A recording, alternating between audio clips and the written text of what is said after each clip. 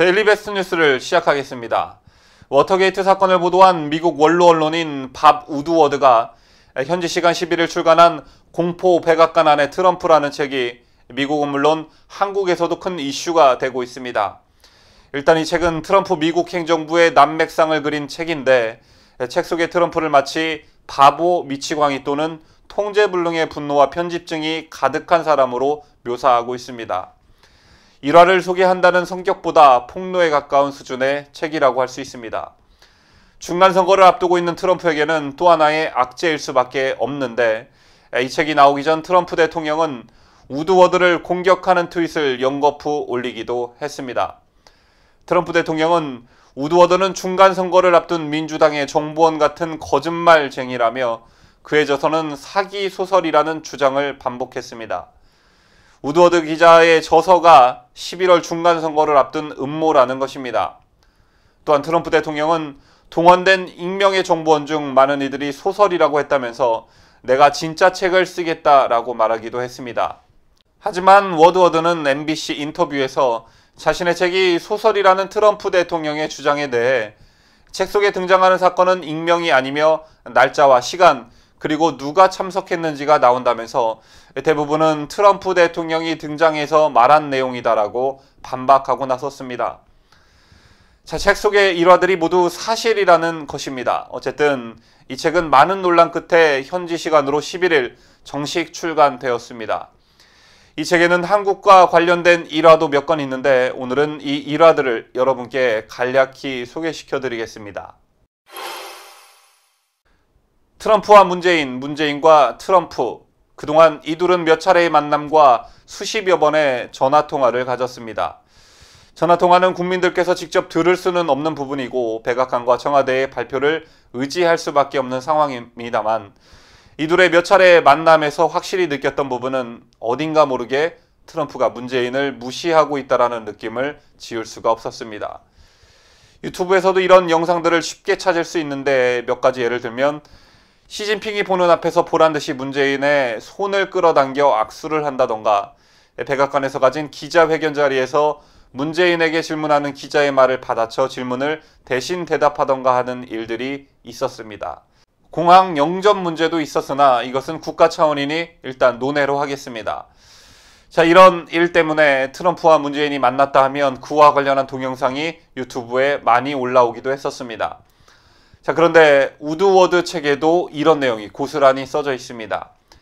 이 책에 따르면 트럼프 대통령은 지난해부터 올해 초까지 문재인과 수차례 전화통화를 하면서 매번 문재인을 거세게 몰아쳤다고 합니다.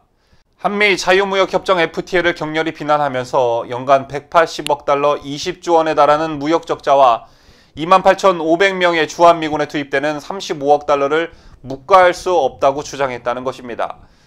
우드워드는 트럼프 대통령이 마음에 들지 않았던 문재인에게 180일 안에 FTA를 끝내는 내용의 서한을 보내고 싶다며 당신들은 우리를 착취하고 있다고 안보와 통상을 별개의 문제로 다루겠다고 으름장을 놨다고 당시 상황을 묘사했습니다.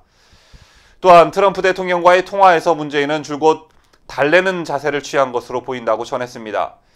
우드워드는 문재인이 시종일관 유화적 자세로 안보와 통상은 얽혀있는 이슈이며 트럼프 대통령 당신과 협력하고 싶다는 뜻을 전했다고 소개했습니다.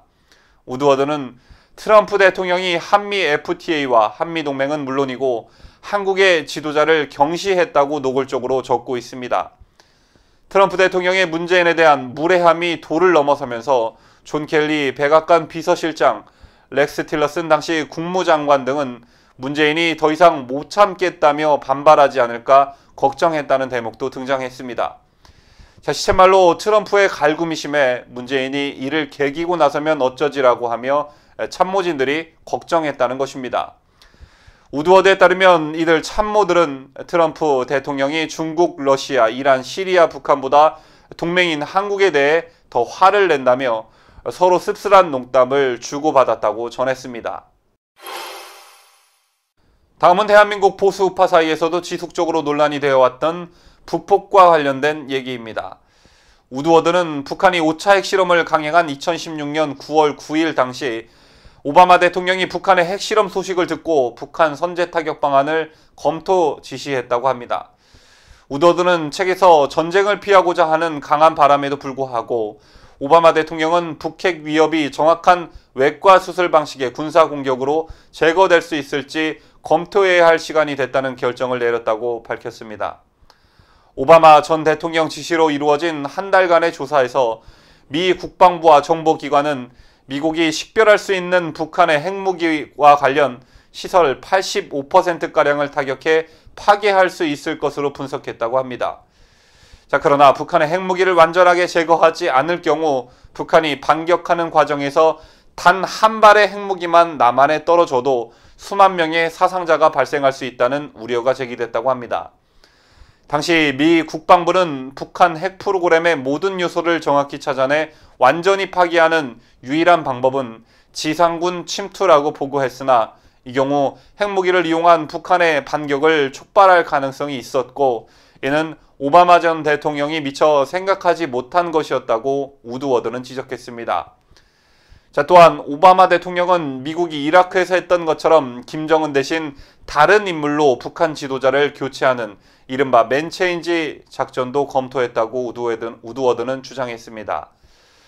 트럼프 정권 역시 비슷한 내용을 논의했는데 지난해 9월 말쯤 린지 그레이엄 상원의원이 맥메스터 보좌관과 켈리 실장에게 중국이 핵심이다. 우리가 아니라 중국이 김정은을 죽이고 중국이 통제할 수 있는 북한 장군으로 지도자를 교체해야 한다. 아니면 중국이 김정은을 통제해서 핵 개발을 못하게 막아야 한다고 기술했습니다. 자, 그런데 여기서 우리가 다시 한번 상기해야 할 점은 데일리베스트에서도 과거 보도해드린 바와 같이 박근혜 정부도 미국 정부와 발맞춰 김정은을 암살하려는 북한 내 혁명 세력의 존재를 파악하고 이를 지원했다는 사실입니다.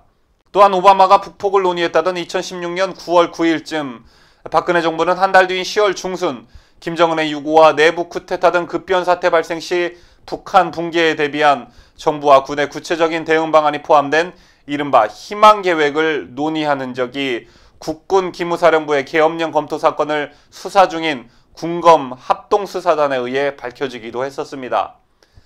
이 점으로 미루어부와 북한에 대한 선제 타격설은 루머에만 그치지 않았던 것 같습니다. 이외에도 우드워드 책은 트럼프 행정부의 여러 가지 난맥상들을 폭로하고 있습니다. 트럼프의 말대로 소설에 불과한 얘기들일지 우드워드의 말처럼 사실에 입각한 실화들일지는 조금 더 지켜봐야겠지만 한 가지 분명한 것은 미국 대통령이 어떤 사람이냐에 따라 한반도에 지대한 영향력을 끼친다는 것은 부인할 수 없는 사실인 듯 합니다. 대한민국 우파 내에서도 트럼프에 대한 판단을 이미 해버리신 분들과 아직 유보하고 계신 분들, 그리고 여전히 지지를 하고 계신 분들로 나뉘고 있는 양상입니다.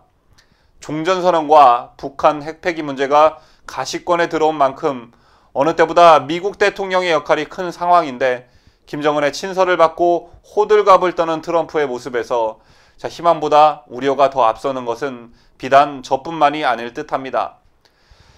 부디 최대 우방국의 대통령으로서 트럼프가 대한민국의 국민들을 실망시키는 일이 없기를 간절히 바라봅니다.